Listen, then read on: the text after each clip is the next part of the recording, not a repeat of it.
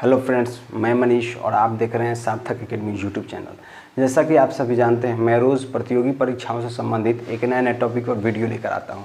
आज का हमारा टॉपिक है महत्वपूर्ण अनुच्छेद पार्ट 4। इसके पहले हम लोगों ने 3 पार्ट में महत्वपूर्ण अनुच्छेद के बारे में पढ़ा था। अगर वो वीडियो आप लोगों ने नहीं देखा है तो इस वीडियो के डिस्क्रिप्शन बॉक्स में उसका लिंक दे दिया गया है। तीनों वीडियो का आप लोग देख सकते हैं ताकि महत्वपूर्ण अनुच्छेदों के बारे में आप लोग अच्छे से पढ़ सकें और अपने एग्जामिनेशन हॉल में जाएँ तो अनुच्छेद से संबंधित जो भी प्रश्न आए उसे आसानी से हल कर सकें। ठीक है, तो चलिए स्टार्ट करते हैं। सबसे पहले हम लोग देखेंगे आज के वीडियो में अनुच्छेद 148 के बारे में। ठीक है, अनुच्छेद 148 कहता है कि भारत के नियंत्रक महालेखा परीक्षक के पद का बात है। ठीक है, यानी कि भारत के नियंत्रक महालेखा परीक्षक को हिंदी में शॉर्ट फॉर्म में क्या कहा जाता है तो सीएजी बोला जाता है। ठीक है, सीएजी का फुल फॉर्म क्या होता है तो controller auditor general of India, controller auditor general of India.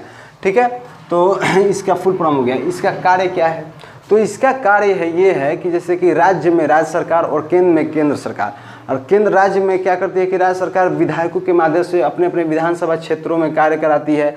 उसी प्रकार केंद्र में केंद्र सरकार सांसदों के माध्यम से संसदीय क्षेत्र में कार्य कराती है। तो इन सभी में के कार्यों के लिए जो भी खर्च होता है उसका आय व्यय यानी कि लेखा जोखा रखने के लिए एक संवैधानिक पद का गठन किया गया जिसको क्या कहा जाता है सीएजी। ठीक है, तो पहले सीएजी के अध्यक्ष कौन थे तो वी नरहरि राव थे। ठीक है, 1948 में इनको नियुक्त किया गया था वी नरहरि राव को। ठीक है, इसको ध्यान में रखिएगा। उसी प्रकार से चलिए अब बात करते हैं अनुच्छेद 168 की। अनुच्छेद 168 में किसकी चर्चा है तो विधानमंडल की। तो विधानमंडल क्या है तो विधानमंडल जैसे कि राज्य में संसद के निर्माण के लिए राष्ट्रपति, लोकसभा और राज्यसभा से मिलकर संसद का निर्माण होता है।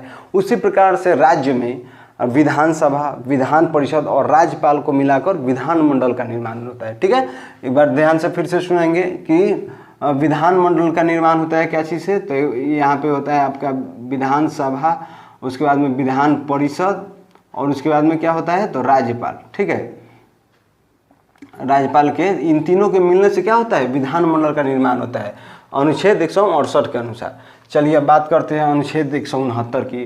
तो अनुच्छेद 169 में विधान परिषद का सृजन एवं समाप्ति, अर्थात हम लोग जानते हैं कि विधानमंडल में 3 प्रकार से मिलकर विधानमंडल का निर्माण होता है, विधानसभा, विधान परिषद और राज्यपाल। लेकिन बहुत सारे ऐसे राज्य हैं जहाँ पे विधान परिषद नहीं है। ठीक है, अभी वर्तमान में हम लोग को ध्यान में रखना है कि 6 ही ऐसे राज्य हैं जहाँ पे विधान परिषद है।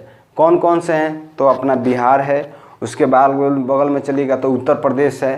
ठीक है, उसके बाद में चलिएगा तो कर्नाटक है ऊपर, और कर्नाटक के नीचे महाराष्ट्र है। ठीक है, कर्नाटक के नीचे क्या है महाराष्ट्र है, सॉरी महाराष्ट्र के नीचे कर्नाटक है, और उसके बगल में उधर चलिएगा दाहिने तरफ तो तेलंगाना है, और तेलंगाना के नीचे क्या है आंध्र प्रदेश है। तो अभी 6 राज्य हैं जहाँ पे विधान परिषद है। तो एक बार फिर से रिपीट करते हैं, बिहार, यूपी, उसके बाद में आंध्र प्रदेश, तेलंगाना, कर्नाटक और महाराष्ट्र, ये 6 राज्य हैं जहाँ पे विधान परिषद हैं अभी। ठीक है, तो अब चलिए बात करते हैं कि इसका विधान परिषद का इसमें क्या है तो अनुच्छेद 169 में विधान परिषद का सृजन भी किया जाता है, और इसी अनुच्छेद के तहत समाप्ति भी विधान परिषद की जा सकती है। जैसे कि अगर किसी राज्य को अगर विधान परिषद का सृजन कराना है, अर्थात मान लीजिए कि अगर कोई किसी राज्य में जैसे कि मध्य प्रदेश में अगर नहीं है विधान परिषद तो वहाँ पे क्या करेंगे तो वहाँ पे क्या करना होगा हम लोगों की वहाँ पे सबसे पहले विधानसभा को अपने विधानसभा से पारित कराना होगा कि हमें विधान परिषद की आवश्यकता है। जैसे कि अभी हाल ही में राजस्थान ने विधानसभा से पारित कर दिया था कि हमें विधान परिषद की आवश्यकता है, लेकिन जब वो बात संसद में गई वहाँ से पारित कराने के लिए राज्यसभा और लोकसभा से पारित कराना पड़ेगा, तो वहाँ पे संसद से पास ही नहीं हुई, जिसके कारण वहाँ पे विधान परिषद का सृजन नहीं हो सका। तो ये किस अनुच्छेद के तहत अनुच्छेद 169 के तहत। अब चलिए बात करते हैं अनुच्छेद 214 की। ठीक है, अनुच्छेद 214 में है कि सभी राज्यों के लिए उच्च न्यायालय की व्यवस्था।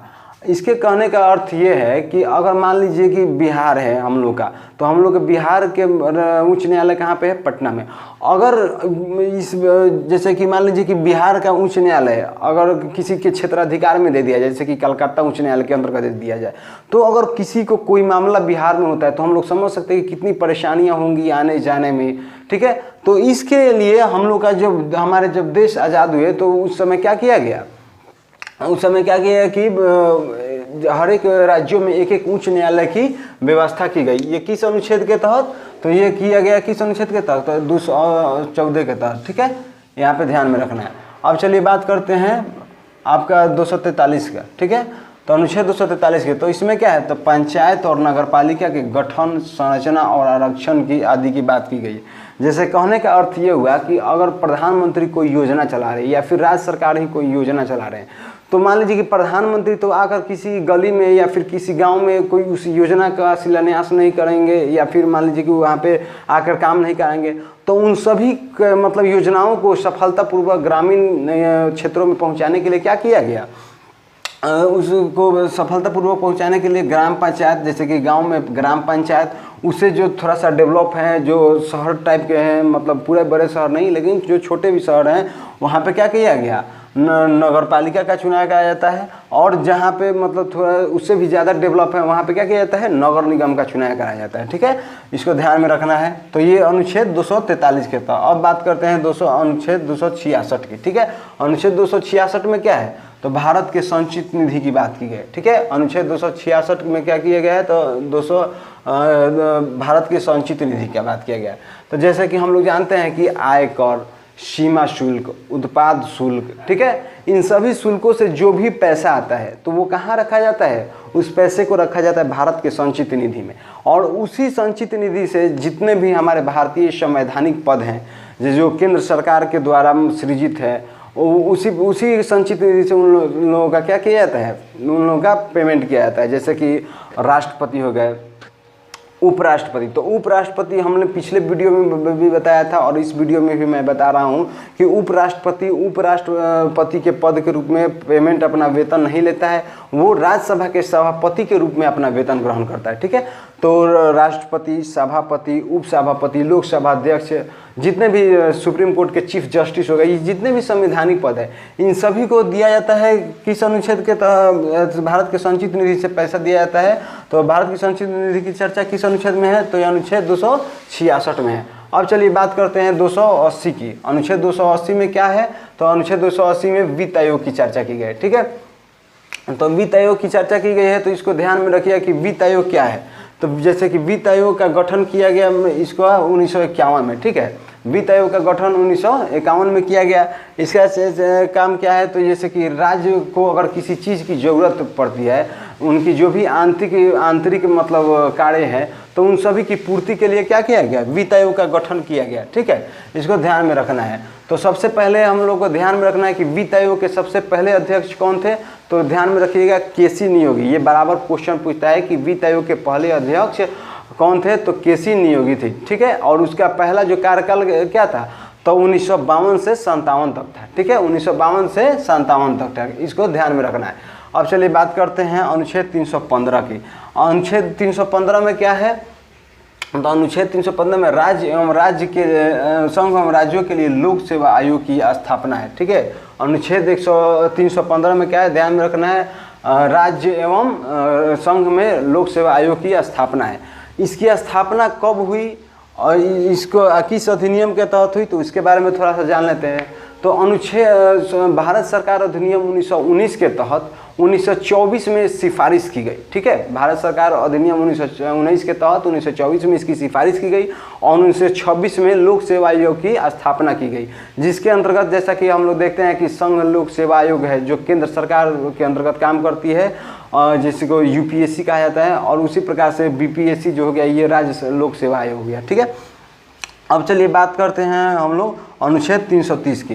तो अनुच्छेद 330 में क्या है? तो अनुसूचित जाति एवं जनजाति, अनुसूचित जनजाति के आरक्षण का वर्णन है। इस किसमें है? अनुच्छेद 330 में। इसको ये भी बहुत इंपॉर्टेंट है, हमेशा एग्जाम में पूछा जाता है, इसको ध्यान में रखना है। अनुच्छेद 343, अनुच्छेद 343 में क्या है? तो संघ की राजभाषा। तो अनुच्छेद 343 के तहत ही देवनागरी लिपि के अंतर्गत हिंदी को संघ की राजभाषा का मान्यता दिया गया। ठीक है, इसको ध्यान में रखना है। अनुच्छेद 352, अनुच्छेद 352 क्या कहता है? तो आपातकाल की घोषणा, अर्थात जब स्थिति मतलब भारत की स्थिति दयनीय अगर हो जाए तो राष्ट्रपति आपातकाल की घोषणा कर सकता है। ठीक है, अपने विवेकानुसार। चलिए अब बात करते हैं अनुच्छेद 356 की। अनुच्छेद 356 क्या है? तो भारत राष्ट्रपति शासन मतलब लागू घोषणा करता है सकता है। ठीक है, राष्ट्रपति भारत में राष्ट्रपति शासन की घोषणा कर सकता है। तो वो किस स्थिति में कर सकता है, तो जब मान लीजिए किसी राज्य में अराजकता की स्थिति पैदा हो जाए, ठीक है, और वहाँ की जो मतलब सरकार हो उसके कार्य से के मतलब उसके जो भी वहाँ की अराजकता जैसी स्थिति है और उस पर सरकार अपनी कंट्रोल नहीं कर पा रही है, तो राज्यपाल क्या करेगा, राष्ट्रपति से ये आग्रह करेगा कि यहाँ की राज्य सरकार यहाँ की व्यवस्थाओं को मतलब मैनेज करने में सक्षम नहीं है, आप यहाँ पे राष्ट्रपति शासन लागू कीजिए। अर्थात तो वो जितनी भी मतलब वहाँ की आधिकारिक पावर जो है वो किस के अंतर्गत चले जाएगा, तो ये केंद्र सरकार के अंतर्गत चलेगा, यानी कि वहाँ उसको क्या हो जाएगा, राष्ट्रपति शासन लागू हो जाएगा। तो फ्रेंड्स, इसी अनुच्छेद के माध्यम से आज मैं अनुच्छेद का वीडियो समाप्त करता हूँ, ठीक है। अब अगले वीडियो में हम लोग नए टॉपिक के साथ मिलेंगे। तो अगर ये हमारा वीडियो आपको पसंद है तो प्लीज़ हमारे चैनल को लाइक शेयर और सब्सक्राइब करना ना भूलें। धन्यवाद।